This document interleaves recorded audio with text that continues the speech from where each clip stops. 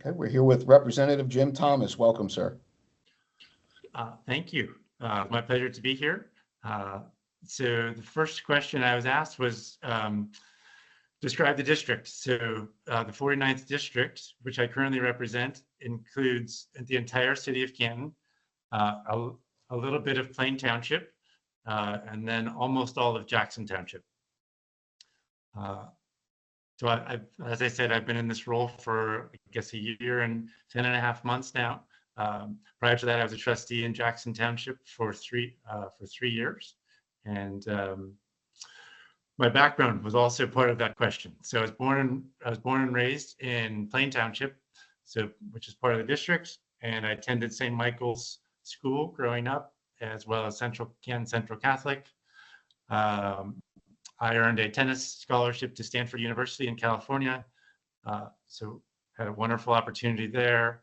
Was a member of 2 NCAA national championship tennis teams while I was there. I got a degree in American Studies, which is a combination of American history and political science. And then I had the opportunity to play professional tennis for 12 years, competed in about 50 countries.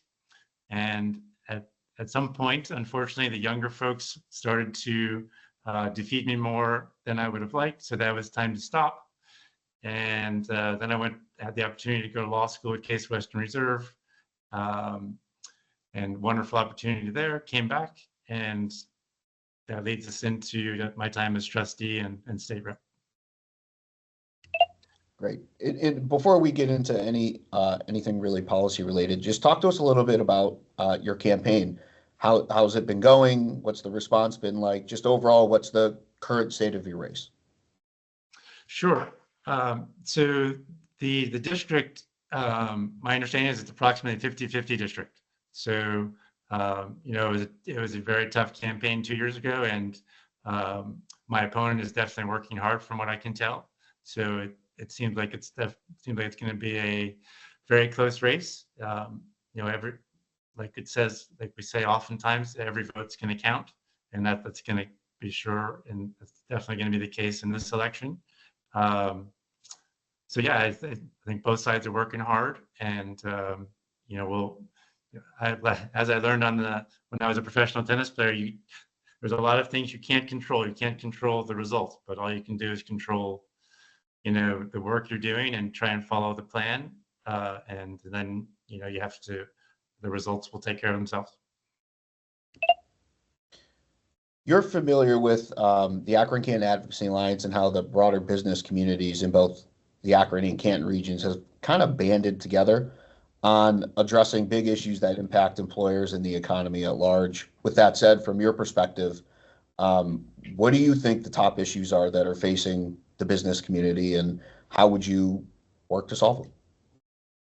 Sure. So my understanding is workforce development has been number one.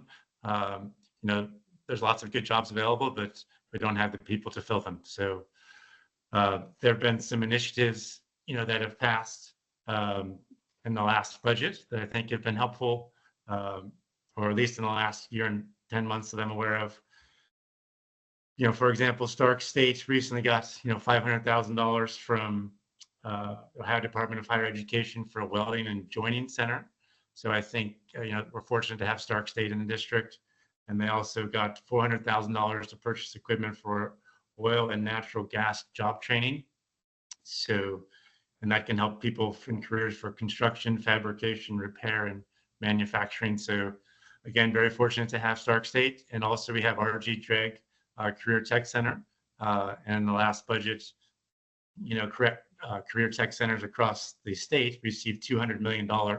So I think the state's really making an effort to provide funding for the workforce, and to try and make that better. I'm blanking. I'm not exactly sure of the name of the term, but you guys may know it, where there's a collaboration between the schools and the business community to try and get folks there interning, and I'm using the word interning, and then they become employees. And the idea is to try and expose them to jobs that are available in the community, and so they can try and keep them here.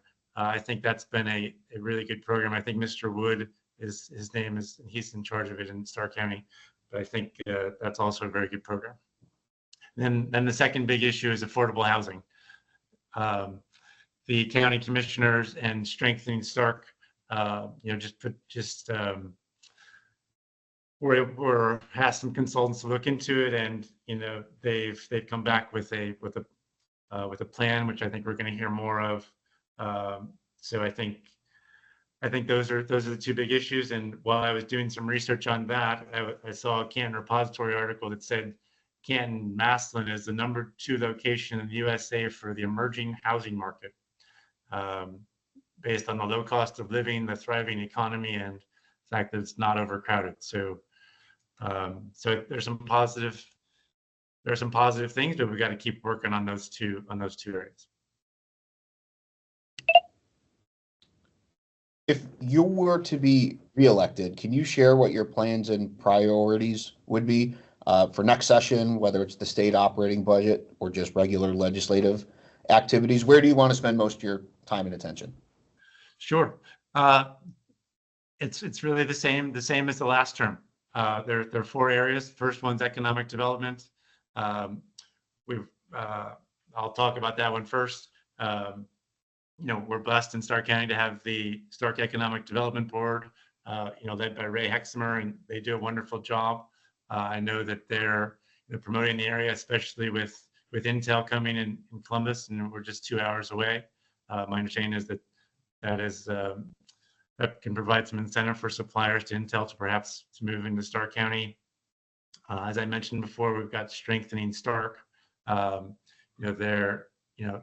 had a plan, or they saw that Stark County was getting older and poorer and less wealthy. Well, I guess older, poor, and shrinking. So they're trying to turn that around. And then the other thing I'd mention, is Metallus, formerly Timken Steel. They recently had a win where they had a $100 million contract from the Department of Defense. So economic development, things are going pretty well in the county. We already talked about workforce development. Education is one of the 4 priorities as well. You want to continue to fully fund the Fair School funding formula. There was an additional $3.2 billion in the last budget. And there was also the expansion of education choice vouchers and school choice. So I think I want to continue with those. And then the 4th thing is capital and community projects. Continue, if the state's going to spend money, make sure that the district gets its fair share. And since this is the Akron-Canton chamber, I just thought I'd mention the one about the Akron-Canton Airport getting about $3 million in the last capital budget. So those would be the 4 areas. Absolutely. Those are all important things. So thanks for that. There's a general sense, many feel that the legislature has spent a good amount of time on issues that are maybe more socially oriented or controversial and maybe less focused, or could be spending more time on economic and or business issues. Given your background and experience, are you someone that we could count on to encourage a more business-focused agenda if reelected next session? Yes, I believe so. And part of that is the district I represent. It's a 50-50 district, so I feel that that's what the people in the district want. They want us to work on economic projects and workforce development and education. Those all, and bringing back funding. Those all appeal to everybody in the district. So those are my priorities. Let's see. Your other question was, moving forward. Do I think?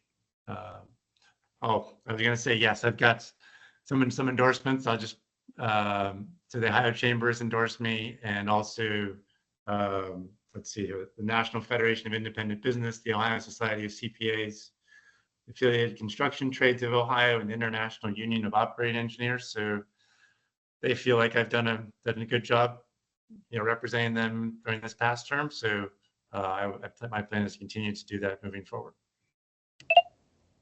Fantastic. Thank you, Rep. Thomas. Any closing remarks or final words you'd like to leave the listeners with? Sure. Thanks for that. So two thoughts. First one is um, a partner and I are going to be, we're fortunate, we're in the second week starting a tennis and education program. So we're trying to target that to, folks who have less opportunity in the city of Canton. So we're excited about that. We're starting it in 2 schools, and hopefully we can expand it over time.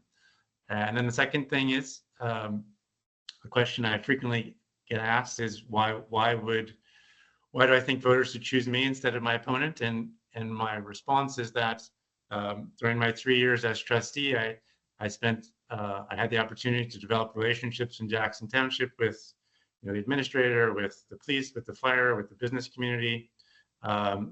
And I think those relationships have served me well in the Ohio House. And the last year and a half, I've been developing those relationships in the city of Canton and throughout the rest of the district. And finally, the relationships that I'm building in Columbus with my colleagues and the other folks from different agencies, I think those are all they all take time to build, and I think that those can really be helpful to have our priorities, be heard and to be recognized and acted upon moving forward. Fantastic. Rep. Thomas, thank you for being with us. My pleasure. Thank you for the time.